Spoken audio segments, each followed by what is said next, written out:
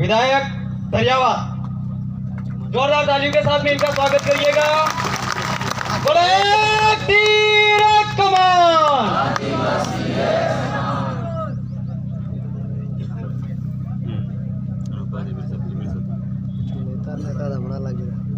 सबसे पहले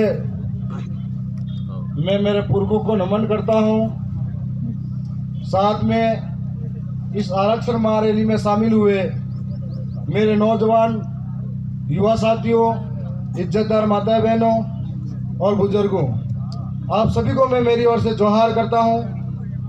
एक बार एक नारा लगा के शुरुआत करूं कि जय जोहार का नारा है, भारत देश हमारा है, जय जोहार का नारा है, भारत देश हमारा है। लड़ेंगे लड़ेंगे। साथियों, आज आरक्षण महारैली की बात हो रही है। इस आरक्षण महारैली के अंदर हम लोग जो बारी बारी से अपने वक्ता आए थे, वक्तव्य दे रहे थे। 5वीं अनुसूची 244 से 1 इस सब के बारे में जानकारी दी जा रही थी। आरक्षण का मतलब हम हमारा हक मांग रहे हैं। हक हमारा सिर्फ नौकरी में आरक्षण की बात नहीं कर रहे हैं, जमीन के अंदर भी आरक्षण की बात कर रहे हैं, पानी के अंदर भी आरक्षण की बात कर रहे हैं। आरक्षण के अंदर इस इलाके के जितने भी बांध बने हुए हैं, इन बांधों का पानी दूसरे राज्यों में ले जाया जा रहा है। इन बांधों का पानी यदि हमारे इलाकों को मिलता है तो आज बहुत बड़ा पलायन गुजरात और मध्य प्रदेश के अंदर हो रहा है, हमारे राजस्थान के अंदर हो रहा है। यदि पानी मिलेगा तो खेती की सुविधा बेहतर होगी, और खेती की सुविधा बेहतर होगी तो रोजगार मिलेगा।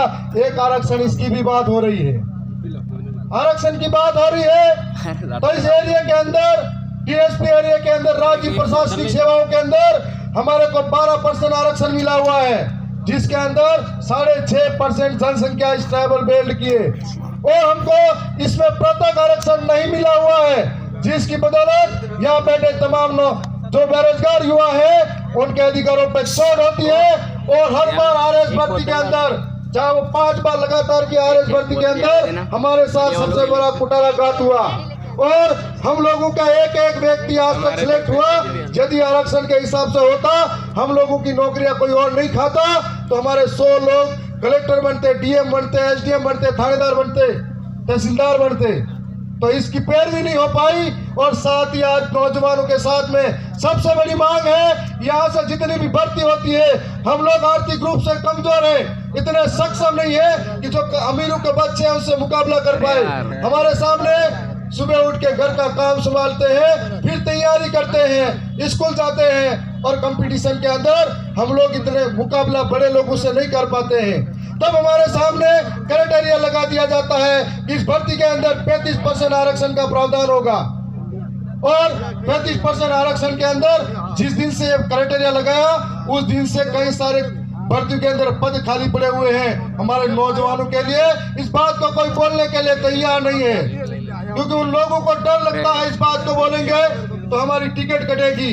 आज आप सब और हम सब को जरूरत इसीलिए है कि लोकतंत्र के अंदर हम लोग हमारी आवाज को कई तरीके से संसद के अंदर भी रख सकते हैं, सरकारों तक पहुंचा सकते हैं। उसका एक जरिया है हम सड़कों पे आंदोलन करें, उसका एक जरिया है हम ज्ञापन दें, और उसका एक जरिया ये भी है हमारा व्यक्ति जिताकर लोकतंत्र की सर्वोच्च जो संस्था है विधानसभा और संसद सभा के अंदर भेजे, तो हमारी पैरवी कर सके। लेकिन आज तक ऐसा हुआ नहीं।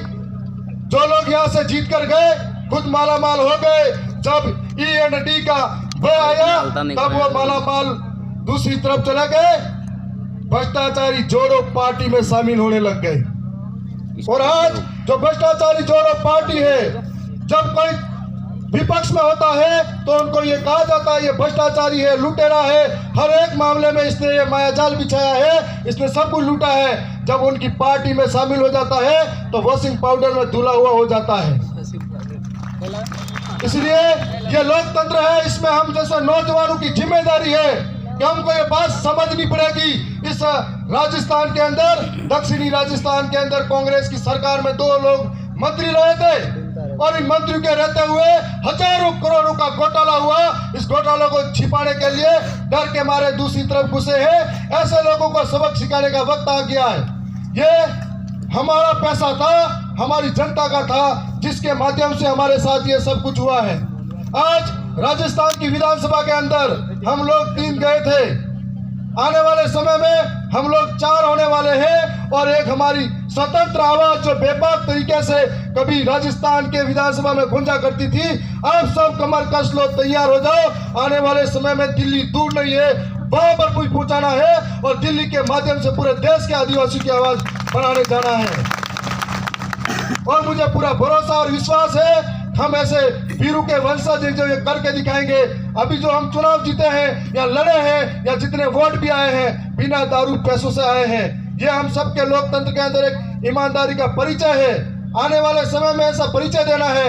ये दोनों पार्टियां इतने दिन एक दूसरे को आई बाप कर रही थी, अब दोनों एक हो रही है और पंजे से कमल खिलाने की कोशिश करी है, लेकिन उस कमल पे हमारा हॉकी स्टिक भारी पड़ना चाहिए। ये काम हम सबको करना है।